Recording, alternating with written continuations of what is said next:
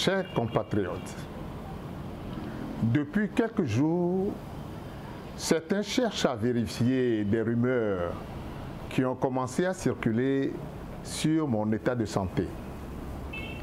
Pour ne pas laisser s'amplifier ces rumeurs, ni laisser les réseaux sociaux en faire leur chou gras, j'ai décidé de prendre moi-même la parole pour vous annoncer que j'ai été victime de la vilaine maladie, la Covid-19, qui fait actuellement des ravages dans le monde entier.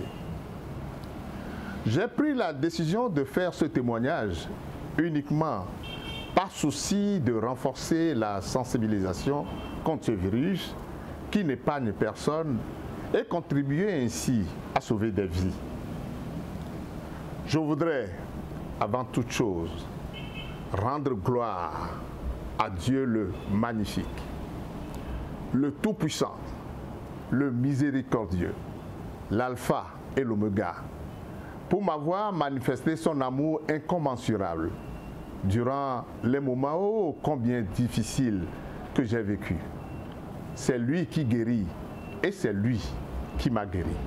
Je voudrais avoir une pensée pieuse pour ceux de nos frères et sœurs qui ont été malheureusement emportés par cette pandémie et particulièrement à ceux d'entre eux qui ont rejoint la demeure céleste au moment où je me battais moi-même contre ces fléaux avec l'aide des médecins qui m'ont assisté. Que le Seigneur les accueille dans sa paix pour le repos éternel et que brille à leurs yeux la lumière sans déclin.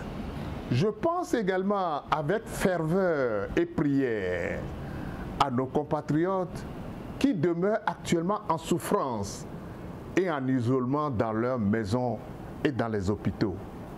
Que le Dieu suprême atténue leur douleur et leur accorde la guérison comme il l'a fait avec amour pour moi. Chers compatriotes, la Covid-19 est une triste réalité qui emporte chaque jour des milliers de vies, causant ainsi des détresses dans les familles. Les symptômes de cette maladie sont légers et supportables pour ceux qui ont la chance, mais sont par contre atroces chez d'autres. Pour ce qui me concerne, tout a commencé le vendredi 12 mars 2021. Ce jour-là, je ressentais quelque chose comme un début de paludisme. Je suis allé faire une goutte épaisse, mais le résultat reçu le soir était négatif. Par excès de précaution, je me suis rendu le samedi matin à l'Institut d'hygiène pour faire le test de la Covid.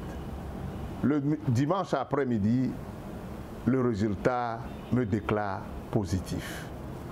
Au premier jour de mon traitement, je ne sentais pas beaucoup de malaise, mais progressivement, les symptômes s'accumulaient. J'avais des douleurs indescriptibles dans tout mon corps, des maux de tête, de la toux, le dégoût prononcé pour la nourriture qui est devenu pour moi une corvée, la perte de sommeil. Et le plus inquiétant était l'essoufflement qui est venu couronner le reste. Au moindre geste, je perdais le souffle. Et j'étais obligé de m'asseoir quelques minutes pour retrouver une respiration normale. J'ai perdu 10 kilos en 2 semaines. À travers cette dure épreuve que je viens de traverser, je suis davantage triste, choqué et peiné de voir et d'entendre certains de nos frères et sœurs refuser de respecter les mesures barrières instaurées par les autorités de notre pays, mettant ainsi gravement en danger leur propre vie et surtout celle des autres. Le plus cruel, c'est de voir circuler sur les réseaux sociaux toutes sortes d'intoxications véhiculées par certains qui nient encore l'existence de la maladie ou qui incitent à ne pas se protéger et à ne pas se faire vacciner. J'exhorte ces irresponsables et inconscients à revenir sur le droit chemin. Des médecins, des infirmiers et infirmières et autres personnels de santé sont au front chaque jour. Malgré l'insuffisance des moyens au péril de leur vie, ils restent à la tâche pour soigner ceux qui sont atteints. N'annihilons pas les lourds sacrifices qu'ils font par nos comportements indignes. Je leur rends solennellement un vibrant hommage. Que Dieu les aide à continuer ce qu'ils font déjà avec courage et abnégation. Chers compatriotes, le désastre mondial que cause la Covid-19 nous met davantage devant la réalité implacable de la faiblesse de l'être humain et la vanité de la vie. Oui, comme le dit l'Ecclésiaste, vanité des vanités, tout est vanité. En effet, tout est bulle de savon, feu de paille, vapeur vaporeuse, tout est passager, tout disparaît. Notre vie sur Terre est éphémère. Le voyage est si court que personne ne sait à quelle station il va descendre et à quel moment.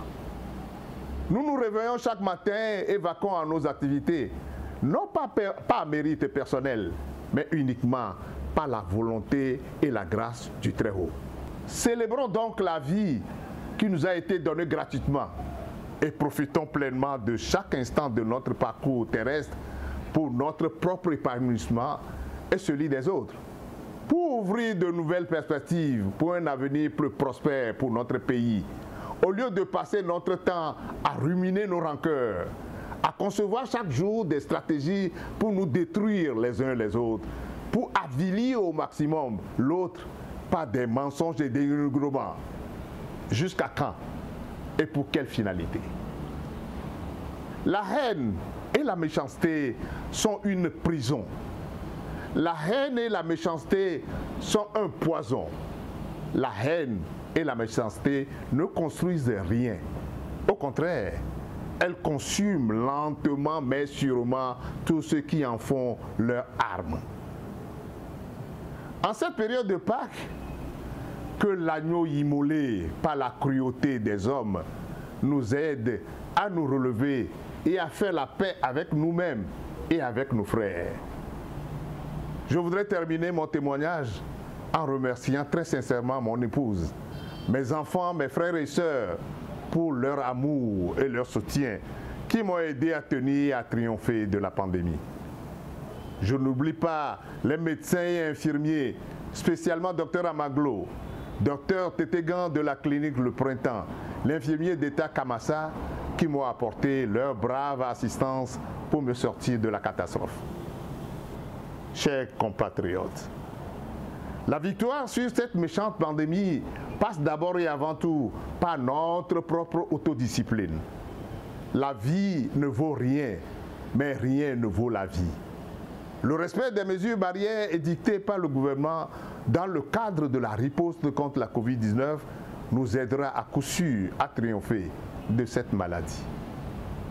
Je vous encourage donc vivement, chers Togolaises et Togolais, à respecter scrupuleusement ces mesures barrières et à vous faire vacciner, car il n'y a pas pour le moment d'autre solution. Joyeuse Pâques à nous tous et que l'Éternel bénisse le Togo.